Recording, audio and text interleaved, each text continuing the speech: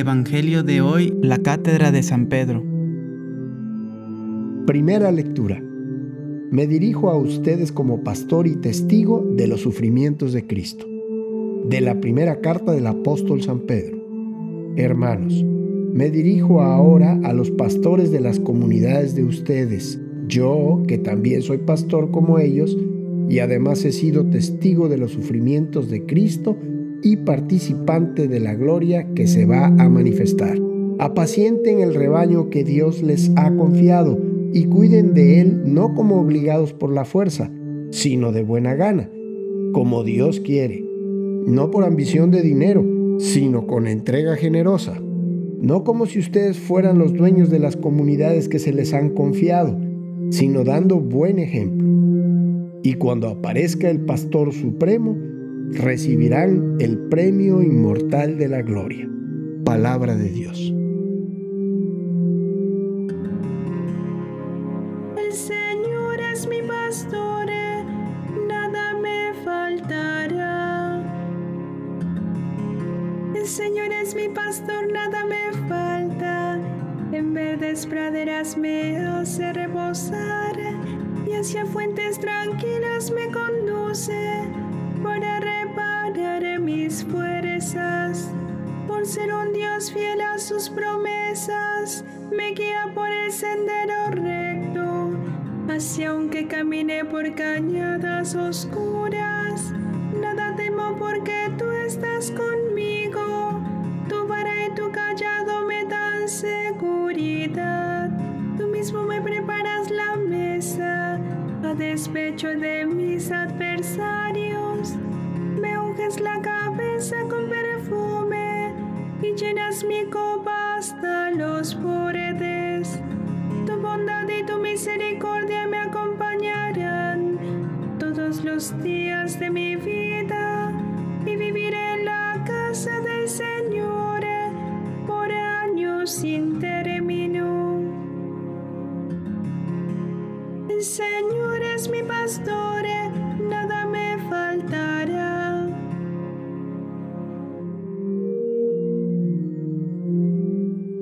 Tú eres Pedro, y yo te daré las llaves del reino de los cielos. Del Santo Evangelio según San Mateo. En aquel tiempo, cuando Jesús llegó a la región de Cesarea de Filipo, hizo esta pregunta a sus discípulos: ¿Quién dice la gente que es el Hijo del Hombre? Ellos le respondieron: unos dicen que eres Juan el Bautista, otros que Elías, otros que Jeremías o alguno de los profetas. Luego les preguntó: ¿y ustedes quién dicen que soy yo?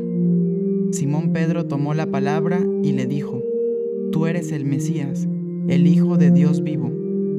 Jesús le dijo entonces: Dichoso tú, Simón, hijo de Juan, porque esto no te lo ha revelado ningún hombre, sino mi Padre que está en los cielos. Y yo te digo a ti que tú eres Pedro, y sobre esta piedra edificaré mi iglesia. Los poderes del infierno no prevalecerán sobre ella. Yo te daré las llaves del reino de los cielos.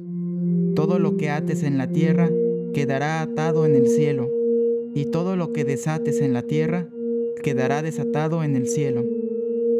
Palabra del Señor. Un saludo a todos ustedes en el segmento de Evangelio de hoy de nuestro canal Gracia TV. Hoy nos encontramos en el día jueves, celebrando la Cátedra de San Pedro. Cátedra significa sede o trono. La Cátedra de San Pedro significa el rol que por voluntad de Dios desempeñan los papas. Es lo que celebramos en este día.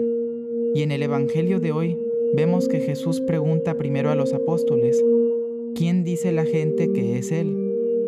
A lo que hay respuestas diversas y erróneas.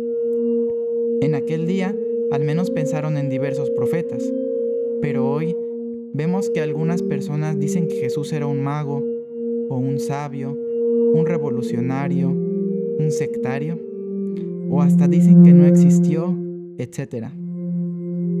Pero luego Jesús pregunta a los apóstoles quién dicen ellos que es Él. Es entonces que Pedro da la respuesta totalmente correcta: Tú eres el Mesías, el Hijo de Dios vivo. Entonces Jesús le dice la frase tan famosa: tú eres Pedro, y sobre esta piedra edificaré mi iglesia. Jesús le adelanta que, en un futuro, edificaría sobre él su iglesia.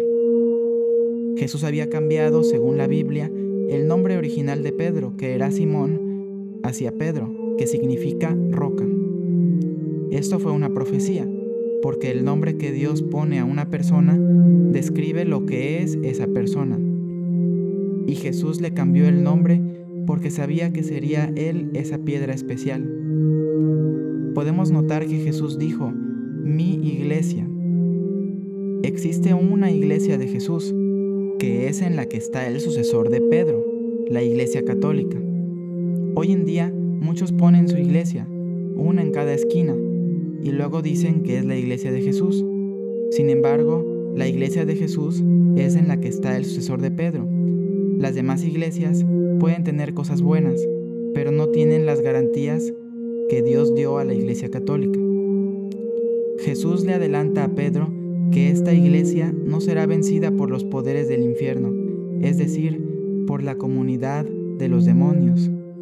La iglesia ha pasado por muchas dificultades en su historia, mismas que podemos pensar que fueron ataques infernales, pero de todas ellas ha salido adelante y seguirá saliendo adelante.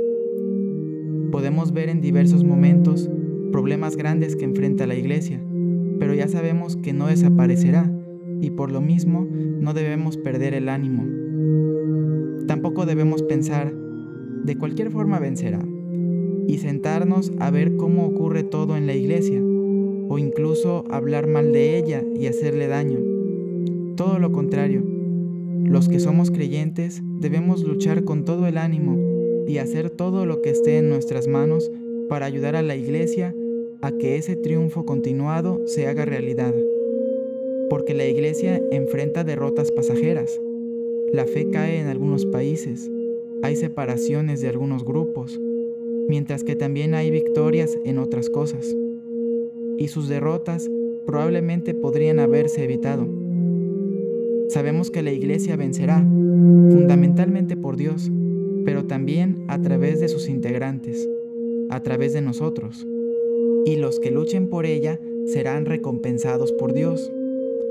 Jesús además dijo a Pedro, yo te daré las llaves del reino de los cielos. Todo lo que ates en la tierra quedará atado en el cielo, y todo lo que desates en la tierra quedará desatado en el cielo. Según el Catecismo, en el numeral 553, dice, el poder de las llaves designa la autoridad para gobernar la casa de Dios, que es la iglesia. Y continúa, el poder de atar y desatar significa la autoridad para absolver los pecados, para pronunciar sentencias doctrinales y tomar decisiones disciplinares en la iglesia. Jesús confió esta autoridad a la iglesia por el ministerio de los apóstoles y particularmente por el de Pedro, el único a quien él confió explícitamente las llaves del reino. Ahí termina la cita del Catecismo. Podemos tratar de explicar esas tres capacidades que implican las llaves de Pedro. La primera es la autoridad para absolver pecados. No se puede entrar al cielo teniendo culpas eternas ni culpas temporales de pecado. El Papa, sucesor de Pedro, tiene esas llaves del reino de los cielos para abrirnos la puerta al concedernos el perdón. El Papa extiende la capacidad de perdonar pecados en la confesión a los obispos y sacerdotes, donde se quita la culpa eterna. En la confesión es donde se quita la culpa eterna. También hay pecados que solo pueden perdonar los obispos o un delegado especial de ellos, por ejemplo, el aborto. Y otros pecados solamente los puede perdonar el Papa o un delegado especial del Papa, por ejemplo, la profanación de la Eucaristía.